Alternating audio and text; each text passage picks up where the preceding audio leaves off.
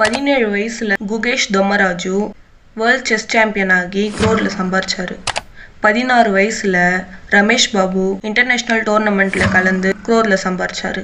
அதே 16 வயசுல Lamine Yamal world famous football player ஆகி க்ரோரில் சேலரி வாங்கிட்டு இருக்காரு. 14 வயசுல வைபவ் சூரியவன்ஷி கான்ட்ராக்ட் மூலமாக க்ரோரில் சம்பாதிச்சிட்டு இருக்காரு.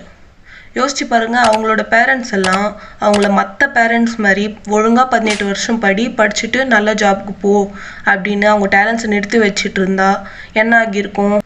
மற்ற பேரண்ட்ஸ் பண்ணுற மாதிரி அவங்க சில்ட்ரன்ஸ் என்ன இருப்பாங்க தெரியுமா? 18 வருஷம் படிப்பை முடிச்சுட்டு ஒரு ஜாப் போயிட்டு 15,000 18,000 அது மாதிரி சேலரி வாங்கியிருப்பாங்க.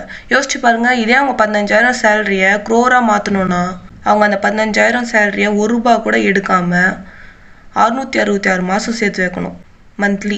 அதாவது 55 வருஷம் ஆகியிருக்கும் அவங்க 1 crore சம்பாதிக்க. அதாவது நான் மற்ற பேரண்ட்ஸ்க்கு சொல்கிறது என்னென்னா, உங்கள் சில்ட்ரன்ஸ்க்கு படிப்புக்கும் மேலே வேறு எதுனா ஃபீல்டில் இன்ட்ரெஸ்ட் இருந்துச்சுன்னா அதை ஸ்டாப் பண்ணாதீங்க.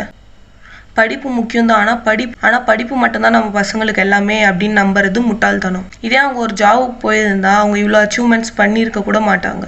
பேரண்ட்ஸ்க்கு சொல்ல வர்றது என்னன்னா, பசங்களை ரேட் ரேஸில் தள்ளி விடாமல் அவங்களோட டேலண்ட்ஸ் என்னன்றதை கண்டுபிடிச்சி அந்த டேலண்ட்டை வளர்த்து விட பாருங்க.